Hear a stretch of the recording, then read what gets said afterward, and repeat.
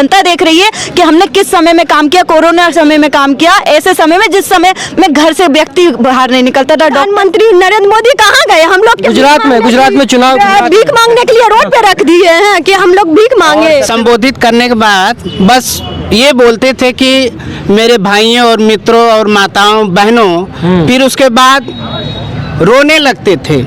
तब हमने कफन बांध के मैदान में कूदा है। तब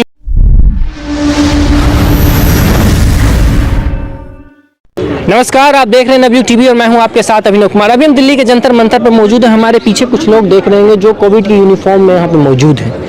इन लोगों का ये कहना है कि सरकार कोरोना के समय में हमसे काम करवाया, लेकिन अब जब सरकार का काम हमसे निकल गया तो हमें निकाल दिया गया। मतलब इनके साथ धोखा हुआ। जब ये कोरोना के समय ये लोग अपने जान को हथेली पर रखकर सरकार के लिए, सरकार के हित में, देश के हित में इन्होंने काम किया, लेकिन आज 2 साल बाद जब कोरोना का पेंडेमिक खत्म हुआ, उसके बाद अब इन लोगों के साथ दुर्व्यवहार हो रहा है, लात मार के हटा दिया गया। इन लोगों का ये भी नहीं कहना कि आप मुझे परमानेंट कर लो, ये भी नहीं कह रहे, ना ही पैसा बढ़ाने की बात करिए, कह रहे कि मुझे आप जिस उस समय जो रखे उसमें हम लोग अपने जान को हथेली पे दे के काम किए, तो अब हमें आगे कंटिन्यू करने का मौका दिया जाए। क्या है पूरा घटनाक्रम, हमारे दर्शकों को पहले समझाइए। जब भारत में कोरोना एंट्री लिया था और देश को समझ नहीं आ रहा था कि अब करना क्या है, उस परिस्थिति में हम लोग घर से निकले और देश और समाज के लिए सेवा देने के लिए हम लोग सेवा दिए। और आज हम इस परिस्थिति में आ गए हैं कि हमें घर से निकलना पड़ा है, इसलिए काम करने के लिए नहीं, सेवा देने के लिए नहीं, हम अपने अधिकार और हक मांगने के लिए आज जंतर मंतर पे आए हैं। और हम अपना हक और अधिकार लेके ही दिल्ली से जाएंगे, यही कहना है मुझे। ये लोग अपना हक और अधिकार की बात कर रहे हैं कि हम दिल्ली में आए हैं सरकार से अपना हक और अधिकार मांगने के लिए, और ये भी कह रहे हैं कि जब तक हमें अपना हक और अधिकार नहीं मिल जाएगा तब तक हम यहाँ से नहीं जाएंगे। लेकिन आप कोरोना के ड्रेस में खड़े हैं, कोरोना पेंडेमिक का जो उस समय जो ये पीपीटी किट पहन के आप लोग जाते थे, काम करते थे, क्या हुआ आप लोगों के साथ? हम लोग देखो ड्रेस पहना है, उस टाइम में एक जन भी बाहर नहीं आया, हम लोग आके खड़े वो वायरस को देख के, फिर भी पीपी पहन के हम लोग 24 आवर्स 12 आवर्स खड़े हैं। हॉस्पिटल में है, फैमिली छोड़ के खड़े, और प्राइवेट में हम लोग पूरा जॉब छोड़ के उधर आके खड़े। हम लोग की प्राइवेट में अभी नहीं ले रहे, हम लोग अभी रीएंगेज करना है हम लोग कंपलसरी। देश के यशस्वी प्रधानमंत्री नरेंद्र दामोदर दास मोदी जी हमेशा एक बात कहते हैं, खासतौर पर भी देश के कुछ हिस्सों में राजनीतिक चुनाव भी चल रहा है, चुनाव में हमेशा हर मंच पे जाते तो कहते हैं कि बेटी बचाओ बेटी पढ़ाओ, महिलाओं का सम्मान करो। महिलाओं के लिए बहुत बड़ी बड़ी बातें होती है देश में, वो कोई प्रधानमंत्री मोदी नहीं करते, विपक्ष के नेता भी जितने भी वो भी करते हैं। लेकिन जब आप जनता के बीच यथार्थ के धरातल पर जब आप जाएंगे तो महिलाओं के साथ क्या हो रहा है वो आप समझिएगा कि देश में किस तरीके से आम जनमानस को गुमराह करने की कोशिश हो रही है। आप महिला हैं, आपके साथ भी यही घटना हुआ? Yes sir. फिर भी प्रधानमंत्री मोदी तो कह रहे बेटियों का सम्मान करो, तो आपको क्या लगता है कि जनता हमारे साथ नहीं बोलेगी क्या? जनता को भी तो दिख रहा है कि हमने किस समय में काम किया। आपको लगता है कि हमने किया कि नहीं? हम पूरी जनता देख रही है कि हमने किस समय में काम किया, कोरोना समय में काम किया, ऐसे समय में जिस समय में घर से व्यक्ति बाहर नहीं निकलता था, डॉक्टर नहीं निकलते, लेकिन हमेशा 24 आवर्स हम लोग खड़े रहते। बाकी कोई नहीं हुआ, हम लोग खड़े रहिए और हमारा पूरा स्टाफ खड़ा रहिए, लेकिन कोई नहीं आया। अब आप बताइए जनता हमारे लिए क्या फैसला लेगी और सरकार हमारे लिए क्या फैसला? जनता को हमारे लिए बोलना चाहिए, मैं बस यही चाहती हूँ। ये कह रहे हैं कि जनता को हमारे लिए बोलना चाहिए, लेकिन जनता हमारे लिए नहीं बोल रही है और ना ही सरकार इनकी बात समझ रही है। ये लोग कह रहे हैं कि जनता को हमारे पक्ष में आके बोलना चाहिए, और ये इस देश की सबसे बड़ी विडंबना क्या रही है आपको बता देते हैं कि अगर हमारे साथ कुछ हो रहा है ना तो ये इसका जिम्मेदार हम खुद हैं और हम ही को आवाज़ उठाना पड़ेगा। दूसरा व्यक्ति कोई आवाज़ हमारे साथ कदम से कदम मिलाकर नहीं आवाज़ उठाता। भले ही देश के विपक्ष हमेशा कहते हैं कि हम एक तरफ प्रधानमंत्री राहुल गांधी अभी भारत जोड़ो यात्रा भी कर रहे हैं कि हम भारत को जोड़ने के लिए निकले हैं, लेकिन वो भी इनका आवाज़ नहीं उठाएंगे। क्यों?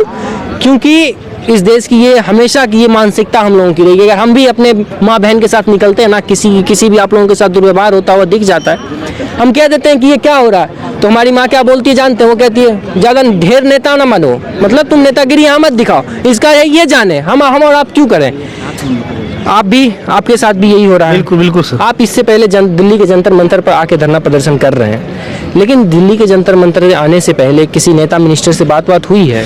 हमारे रेलवे मिनिस्टर से अश्विनी वैष्णव जी से। नहीं बात की, हम तो जीएम और डीआरएम में सभी लोगों से बात हुई, पर उन्होंने अनदेखा किया, क्योंकि हम तो हमारे पास तो बजट आ रहे पर आपका हॉस्पिटल आपको पेमेंट नहीं दे पाएगा, इस वजह से हमारे को ये बहाल कर दिया गया। हम और हमने ऐसे समय में हम निकले तब तक मतलब कोई बच्चा भी बाहर, रोडें बिल्कुल सुनसान हुआ करती थी, तब हम उस समय में निकले। और मैं उदयपुर से मैं कोलकाता जॉब करने के लिए गया, मैं इतने दूर से मैं जाना पॉसिबल नहीं था, पर देश की सेवा के लिए हम यहाँ से निकले हम।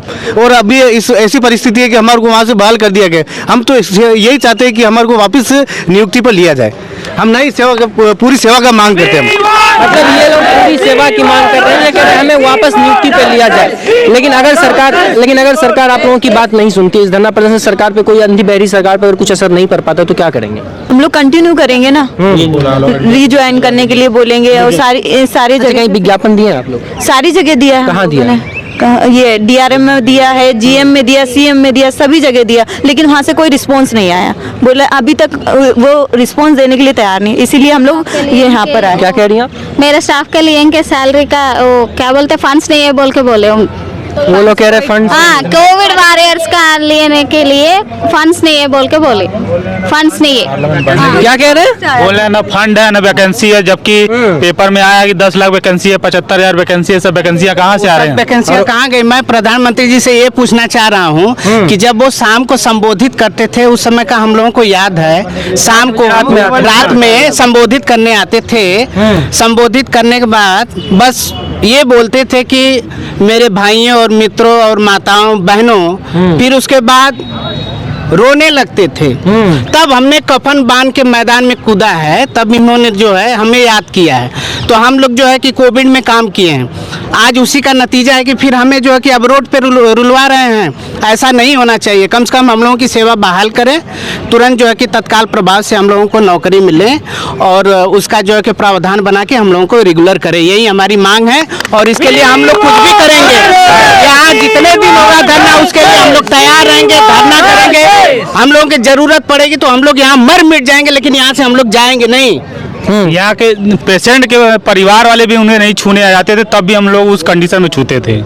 जब न दवा देने के लिए उनका लड़का आता था, न लड़की आती थी, तब भी हम लोग दवा पहुंचा देते थे। हमने पीपी किट पहन के आप लोग अपने जान को हथेली पर रख के आप लोग उस समय काम किए। हमारे जानने में वर्क टाइम में 2-2 लड़कियां पीपी किट पहनते पहनते बेहोश हो चुकी हैं। और ऐसी बात भैया कि इतने इसमें बहनें हमारी सिस्टरें जो हैं प्रेग्नेंट भी थी, उनको मैटरनिटी लीव नहीं मिला है, वो भी दिन रात मेहनत करके अपना जो बच्चे पेट में रहे हैं उसके बाद काम किए हैं। उस समय भी कोई भी उनको जो है कि ना छुट्टी मिला है, ना मैटरनिटी लीव मिला है, ना उनको जो है पेमेंट मिला है। उनको जो है कि वैसे खटाया गया है, ना सीएमएस सुनता था, ना मैटर्न सुनती थी, ना कोई गवर्नमेंट उस पर जो है कि कुछ एक्शन लेता था। हम लोग बोलते भी तो तभी बहने को वैसे खटाया जाता था, अपना जो है उसी में करती थी, 8-24 घंटा ड्यूटी करती थी।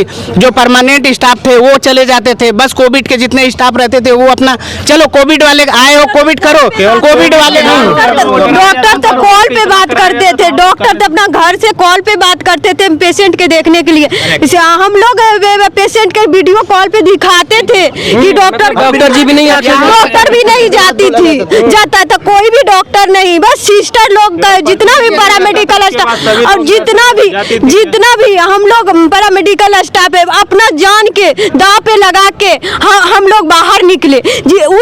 जिस वक्त की अपना घर में भी टहलने में घूमने में डर लगता था कि मेरे ऑक्सीजन से आते हुए मेरा कोरोना वायरस अंदर नहीं चल जाए, उस वक्त हम लोग रोड पे निकले और हम लोग आंख बंद करके देश और समाज की सेवा करने के लिए हम लोग रोड पे आ गए और अपना समाज की सेवा करने के लिए और ये देश के बचाने के लिए, देश के नागरिक के बचाने के लिए हम अपना हॉस्पिटल में दिन रात रेगुलर पीपीई किट पहन के काम किए।